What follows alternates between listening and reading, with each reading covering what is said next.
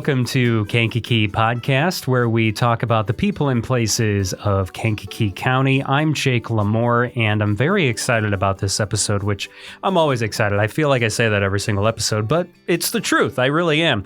We are welcoming Jojo Sayson onto the podcast, which is a man who is known for so many different things. But today specifically, we are going to talk about the Ray Olley Memorial Project, also known as ROMP, because it just sounds cool.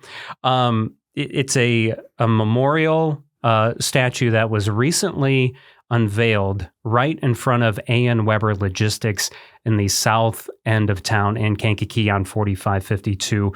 The official unveiling was on November 11th. This episode you're listening to in December or beyond at this point, but it's still important to, I feel like, capture the story of what this statue is all about when you drive by A.N. Weber. What in the world is this thing? Why is it there? Who is Ray Olley? All those questions we're going to have answered on this podcast. So Jojo, welcome.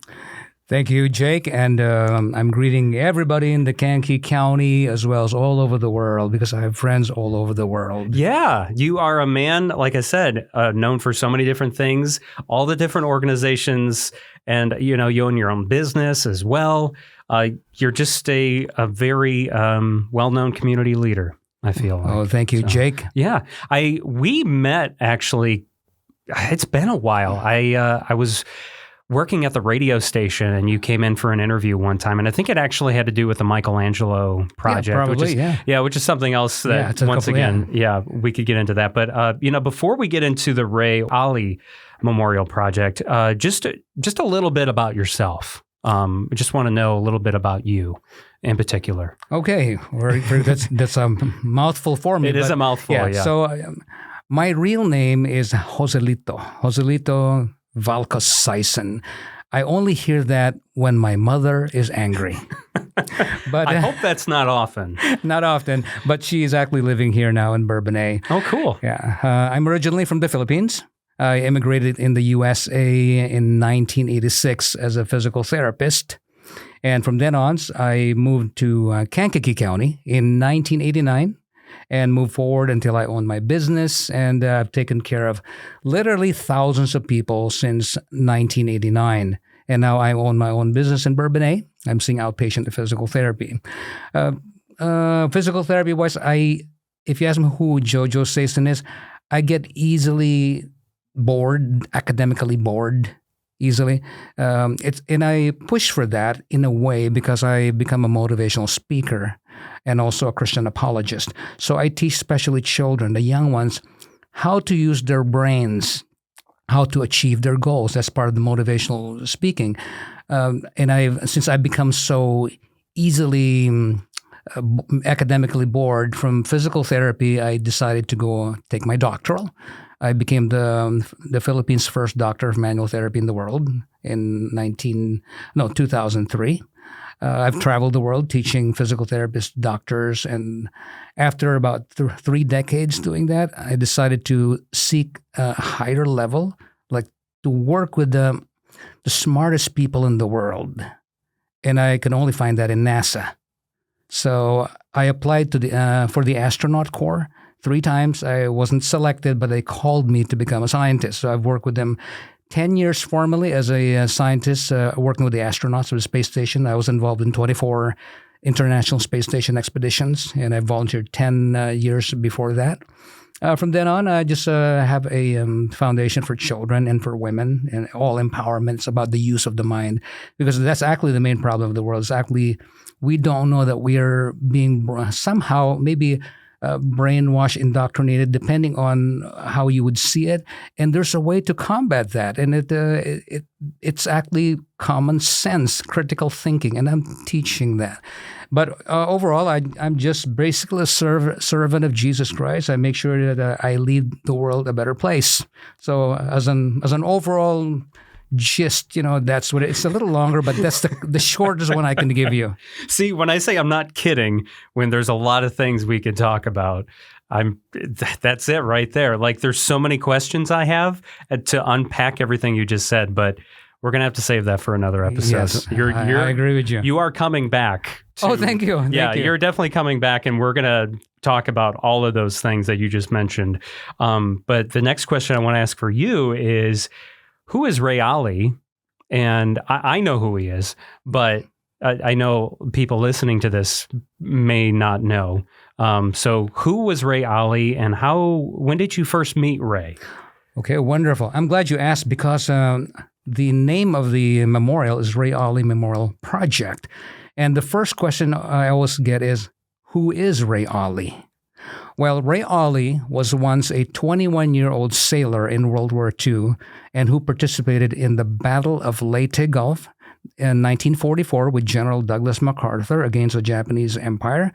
And he was part of the largest naval battle in history.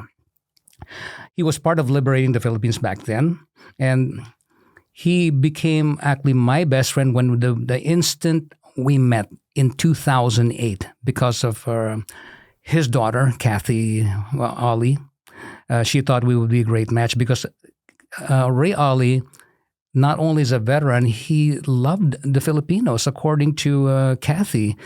And he actually had returned to the Philippines in peacetime to help the poor, build houses in the same island that they liberated first with General MacArthur, where MacArthur was wading in the waters in our history videos. So she got us together, and I surprised Ray Olley by wearing a naval officer uniform because I'm also a retired lieutenant commander for the Philippine Coast Guard Auxiliary in the Philippines. So when he saw me, he's like, back to the war again in a nice way. So we became good friends because we have the same ideas about America, what America's all about. A lot of people are forgetting what America's about. So Ray Olley and I joined parades. We went to talks about PTSD because Ray suffered PTSD, and just a short format. When Ray was in a ship, it's called a landing ship medium, LSM 311, at one point they were strafed by Japanese Zeros, just like what you see in the movies. Japanese Zeros zooming in and machine gunning them. His friends to the right and to the left disintegrated, and he was covered by blood and human tissue. And moving forward, he developed this PTSD because that most of these are veterans. That's the silent wound. So he developed that, but on top of that, maybe a few months back, he found this pup in New Guinea. So the pup, a German Shepherd mutt female, and Ray, as a 21-year-old, fell in love with this pup and took it to the ship. And stowaway. Didn't tell the captain because, well, animals aren't allowed in the ship. No, they're not. Yeah. So the story goes that he kept Eleanor as a puppy. He fed him there and putting milk in his hand, and because it was a malnourished dog or pup. Oh, sure. So while they went to war and he got strafed and everything, well, Eleanor was down below decks. Okay, so Eleanor went to war. So eventually, as the months went by, Eleanor was growing, and he couldn't hide Eleanor anymore. So asked the captain, can I have Eleanor in the ship? And the captain loved Eleanor, and Eleanor became the mascot of LSM 311. Huh. Okay? So fast forward again. So these are stories like from the before and after, kind of putting it together. So coming home after World War II, after the Hiroshima and Nagasaki bombing and our signing of the peace treaty, and surrender of Japan, unconditional surrender in the USS Missouri. Well, they were coming home.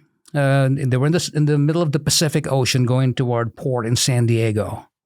Ray Olley woke up, the 21-year-old Ray Olley woke up one morning looking for Eleanor because the crew loved Eleanor. Eleanor was nowhere to be found. And someone told Ray, Eleanor's not on the ship. I said, well, we're in the middle of the ocean. Well, how come Eleanor's not here? Someone threw Eleanor overboard to die. In fact, Jake, when the first time that Ray told me that story, I cried. Yeah. Because coming from the man who was so hurt, he was developing PTSD, and he lost his best friend. And he was hoping he would have Eleanor back in New Jersey where he lived. But anyway, moving forward again, he developed PTSD. He had some difficulty with returning back to civilian life. He struggled, but he had 7 children.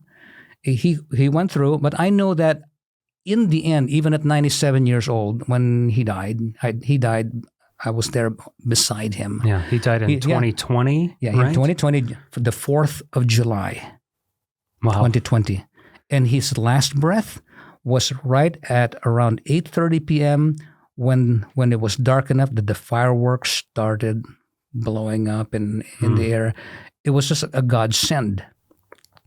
So from then on, I knew it was affected by Eleanor, because up to that time he was still talking about Eleanor, and every time he talks about Eleanor, I shed a tear. And I'm not afraid to tell people I cry. I cry when I pray. I cry when I'm watching a beautiful sunset, sunrise, because becoming a motivational speaker, I'm using all these things that I've experienced, not for myself, but to grant wisdom to the next generation, especially the children. Well, one thing about Ray is that we did patriotic things, parades and things, and he loves I have a Hummer H2 with a machine gun on top. Some of the people here in the area they probably know that with the stars on the side. Okay, I put up a lot of my lunch money in that, so I really spent a lot of money. It's 20 years old, but I still love it. It's rusting, but I still love it. And I tell people, one day if it ain't working, it's gonna be my most beautiful lawn ornament. That'll be your next memorial project. All right. So looking back at this spirit of patriotism that Ray had been showing me, and we're actually sharing that, and because we care about what America is about. And the reason for that is we were handed this beautiful country with all the things you can ever think of. We have freedom. And let me just clarify, a lot of the new generation people don't know what freedom is. They think freedom is just do whatever you want. Smash someone's car, fine. Yell at someone, fine. Throw the one finger salute at someone, it's fine. No. Freedom is about being able, or the ability, to pursue life, liberty, and the pursuit of happiness without anybody saying you can't do it or stopping you. You can talk on the streets, nobody's shooting you. You can do a protest against the government, no one's shooting you. You can say anything against any politician, no one's going to hang you. So freedom means you have this ability to develop yourself and your dreams, and that's why it's the pursuit of life, liberty, and property, without being constrained with that. You cannot do that in any other country. So we want to teach the children, because we both understand, Ray and I, that we really can't do anything with people who are wasting this democracy that we have. Okay, and because the society is now turning the good once was good into bad, and once was bad into good. So the children are growing up to be these entitled adults who don't know what freedom is, who do not know appreciation. So the lesson we're giving here, I'm saying we because it's Ray Olley's dream, I'm continuing, is to fix this. You have to start teaching the children. Training them about real military history and told by real veterans, okay? Teaching them civic duty, civic education. It's like, why do we have a 4th of July? Why is there Thanksgiving? So we want to teach the children that there is a duty. And let me explain what duty is, because it's so easy to say, oh, I know what duty is. No, it's like this. If your loved one, let's say your dad, gave you a nice car, okay, what would you do to the car? I would take care of it. Exactly. Yeah. You take good care of it. You want to make sure that it's well oiled and it's clean, because it was given to you by someone who cares for you, right? Right. So it means you have become duty bound to take care of that car. Duty bound. That's the word. 2 words into one. Duty bound.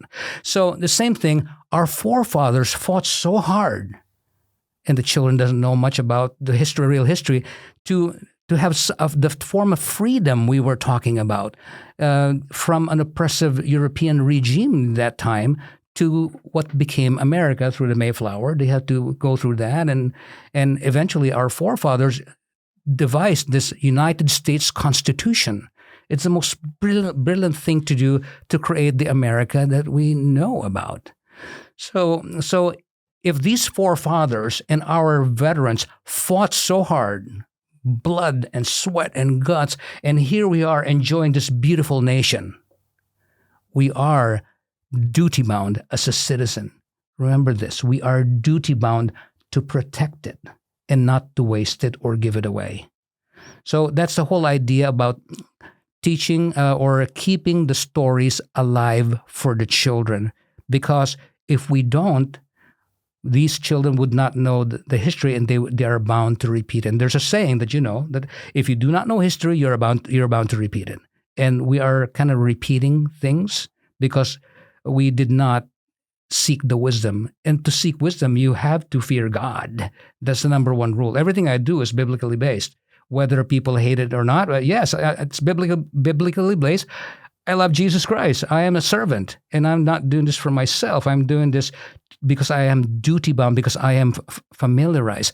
I understand. So I'm duty-bound to spread that word, that this is what patriotism is all about. You love this country. It doesn't mean that you're not going to care for other people, but you have to care it in the right manner. A big part of the building of this memorial and monument for Ray and his dog is also to bring awareness to PTSD, and I want to hear more about that part in this piece. Well, bringing awareness to PTSD with veterans and such. I know that there's a lot of move for awareness. Awareness in itself is not good enough. You can be made aware that someone needs help, but you don't do anything about it. So our first step is, this was a bold idea I kind of concocted over 2 years ago. But to make sure that I'm on the right track, I sought wisdom from people. I didn't just act on this on my own.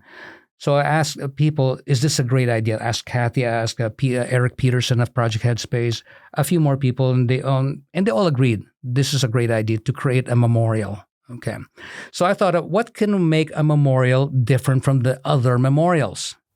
Number one, it has to have significance, right? The PTSD, animal cruelty, about teaching the children. Number two, it needs to attract the attention of people. That means it has to have a human element. And I'll tell you what that is, Jake. An example. Anywhere in the Kankakee County, there's a lot of boulders with these inscriptions, plaques saying what happened there. On this day, this happened. My question is, have you ever stopped to read it?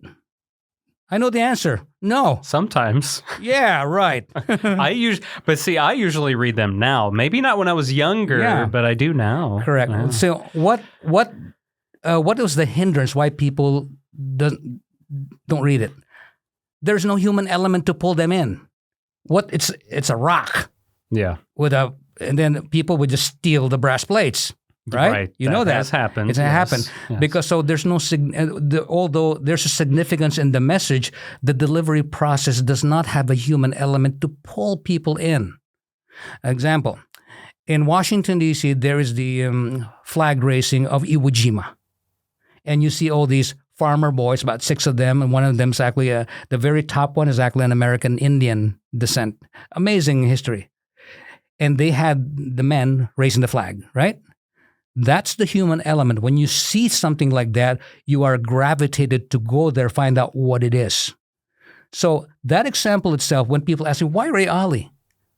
Because number one, he's a local in the Kankakee County.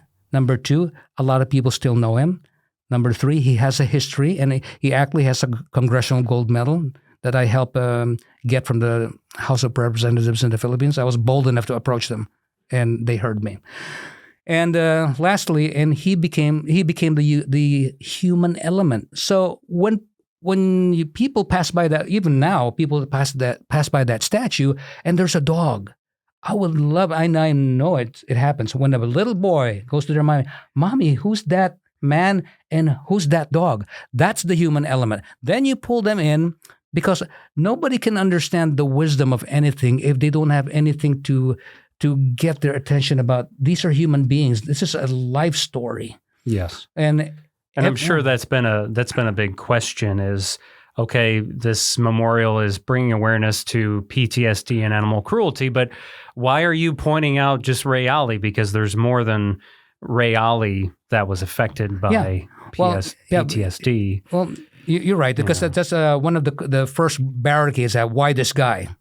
In fact, it's kind of sad. I've even had one, and this was a veteran. I have 3 Bronze Stars. Where's my statue? Like, what in the heck is that? So Ray Olley didn't ask for this. No, he didn't. I was his best friend. We have a story together. He's from locally, so I chose him as the human element of this memorial, and it's not. His is the story about what's happening, but it ties in. He has this reverence for all of the men and women who served, and he is just the carrier of that. That's why there is Ray Olley. If I found someone else who had been greater than Ray Olley, I would have put him there, but I didn't. So he is the human element. Yeah. I think you picked a very good human element. I mean, so I first met Ray when I was a kid. Oh, I'm glad you did. Yeah. So I went to the same church as Ray did and his family in Manteno. St. Joseph. St. Joseph, yes. Yeah. So, I first knew Ray as the elderly singing guy because he would sing at church, right? He was in the choir, and everyone was always amazed by his singing talents at his age, right? And so he was very involved with the church, but he also, I remember I used to volunteer out at the Manteno Veterans Home. He volunteered out there a lot too and would sing during masses there or help with veterans getting to and from different rooms and things like that. And just from what I can tell and learning stories from you, he was very involved in his community. So his story is beyond his time serving his country. When he came home, he served his community. And I think that's what makes Ray Olley a good example.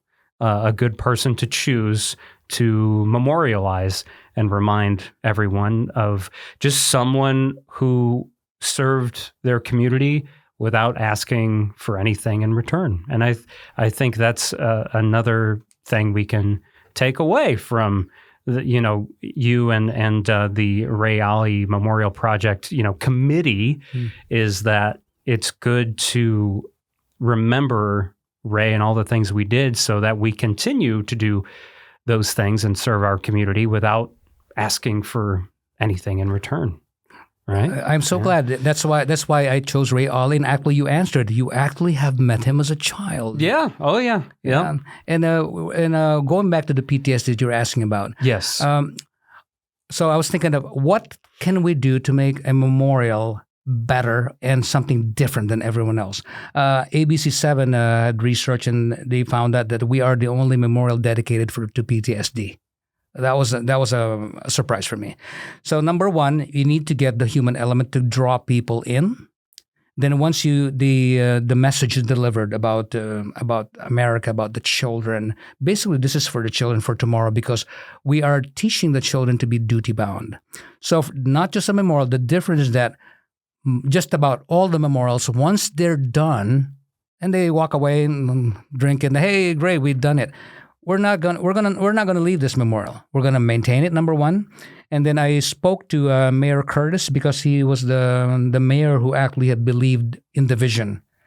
And his vision of Mayor Curtis is that he wants more patriotic activities in the Kankakee County area, especially beginning with Kankakee. So I promised him, I said, Mayor Curtis, I promise you we're going to do that because I'm thinking of creating activities that are linked with the romp. So we call ourselves the romp. Anywhere from flag parades to dog parades to one of my biggest dream is to start a World War II reenactors group here in town. Okay. Yeah, and it's not just having fun. It's drawing business in, having people come in to use our hotels and our businesses here. So that's just one of the few. We're just brainstorming right now, and we're open to ideas. And of course, when people come to us with ideas, I'd like those people with ideas to join in. Because most of the time, I've come across like fundraising, oh, Jojo, you should do this and that. And then they walk away. Like, all right. Well, okay. I could use your help with that. Yeah. I would rather have somebody tell me or suggest something and also say, I'm willing to help or I'll lead it. Mm-hmm. Those are the kinds of Americans we want. Yeah. Those are the active, true Americans rather than the passive complainers, because that's why we're developing these complacent people. Because they don't know the value. They don't know that they are duty bound. Right. And I think, and a good message to put out here is that, yes, the memorial is now complete. It's, you can view it at A.N. Weber Logistics in Kankakee, but ROMP doesn't stop there. Correct. ROMP is going to continue for the foreseeable future. Correct. So to continue to bring awareness about PTSD and animal cruelty and just continuing the legacy of Ray Olley. Correct, yeah. Well, what we were doing is continuing. That's part of the awareness. But now, what about the PTSD? Because anybody can be told that there's PTSD, but what are you going to do about it? So part of the brainstorming we're going to do is to have soldiers, and we're going to not only just service people, but we're going to expand this to first responders, police, fire, because they also suffer from PTSD. We're going to open it up where we're going to figure out a project that we can get them involved. And that's why one of our board of directors is Eric Peterson. He's a founder of Project Headspace and Timing. We're going to work with him. And one of our board of directors is also Circuit Court Judge Marlo Jones. And he's the PTSD. He has the PTSD court. He's also ex-military. So I've spoken to him already, and how we'll brainstorm on time. What can we do actively? Because he's now involved with people with the military or veterans who actually suffer PTSD. So we're going to pool our resources together. We want to create it's like a battalion of allies of all these groups, and to create something like Eric Peterson does something with the veterans. They have outings and whatever. And we do have a connection with another group of veterans. It's called the Veterans Garage. They're a group of veterans who are mechanics and with PTSD. Oh, okay. So they're cool. they're rebuilding Humvees, military vehicles. In fact, That's awesome. they lent me 5 military vehicles that were lined up in front of the memorial to give a little bit more substance, because I want the children to go there and inspect. I don't want them having playgrounds in a occasion like that. I want them to touch the vehicles, ride the vehicles, get them a feel of what the military is about. Talk to veterans, or the veterans talk to them. We want to get them a hands-on on who these veterans are. What are they doing? They are making sure that you can walk the streets without you being shot, or without you being kidnapped. That's why we have also the police and fire. Right. So we're going to actually do an involvement. I think it can only be answered mostly a couple of things. When you are a let's say combat soldier, you have a mission. Okay, then you're trained for a mission. Then until the mission objective is done, mission accomplished. Right? Okay. This is a structured life. Most of these veterans who suffered from PTSD because they were so close to dying, then they suddenly realized they could have died. So it's a very invisible wound. When they come home, it's reintegrating back. Suddenly, you don't have that sense of mission or a sense of purpose anymore. That's when people take their lives. And to date, we have about 22 veterans who take their lives each day. That's how serious it is. So our goal is to, at least to begin with, if we can get involvement to a sense of purpose, a sense of mission. I'm going to involve veterans. If you would like to teach, let's teach. If you like archery, let's do something with archery. And so having these even parades or activities in town to involve people, then it will give someone a sense of purpose.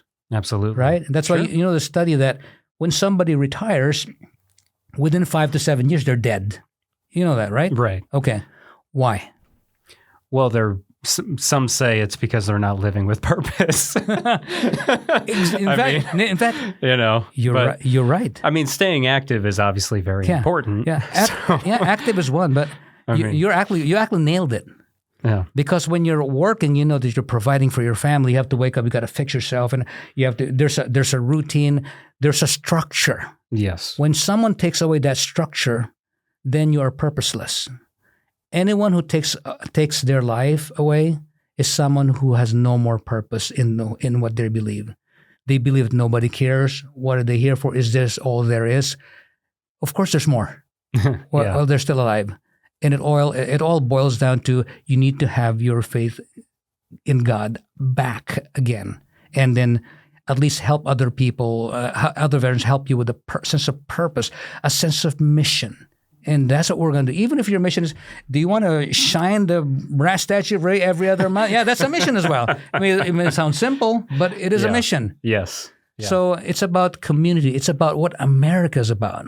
We are here. We are duty bound, not just about the whole country, but we are duty bound to protect each American that's coming in. I think that's a good way to cap this. So Ray Olley Memorial Project, the statue of Ray and Eleanor you can go see it. Like I said, in front of A.N. Weber Logistics in Kankakee. But also, if someone wants to get involved with ROMP, where do they go to get more information? Well, you can go to our website, rayolley.memorial.com. That's RAYOLLEY memorial.com. You can go there, or you can contact Jake or myself. Jojo Sayson. I have a Facebook as well. You can contact me there. And also, just a quick thing, we are in the process of we're going to sell bricks. Okay. Engraved with the names of your loved ones. You don't have to be a veteran, but we have a special place of the bricks for veterans only. You can honor your dad even if they didn't serve. You can buy a brick for a veteran who's still alive. You don't have to be dead to have a brick there. This is around the Ray Olley statue. All that bricks. Of course, we would like to thank Tholans for donating the bricks. So we will be advertising that very soon as a great Christmas present for your loved one, police, fire, first responder, veteran, your pastor, your favorite child that you know. Now that could get sticky there. Make sure a child that you know of. All right, so that's in the process right now, and please stay in touch. And if you would like to donate, we're still kind of short. I borrowed a lot of the monies to get this done. Okay. So you are still raising funds to pay for the statue. The statue's paid for. So some of the things around to finish it up. Okay. Just a few things, just a few $1,000s. But anyway, it's doable. We have a GoFundMe account, Ray Olley Memorial, or you can contact me for if you want to write a check for the Ray Olley Memorial Project, and I can give you information. But if you want to get involved, whatever you like, if you like to paint cars or whatever, or anything, you want to teach children, you like dogs, come to me, and then let's do something. Let's create a purpose and a sense of mission. Great way to end it, Jojo. Thank you so much for stopping by. And like I said, I got a feeling you'll be back to talk about all those other things you mentioned earlier. So that'll be fun. I would love that. Oh, great. Thank you, Jake, for this opportunity. God bless you. You're welcome.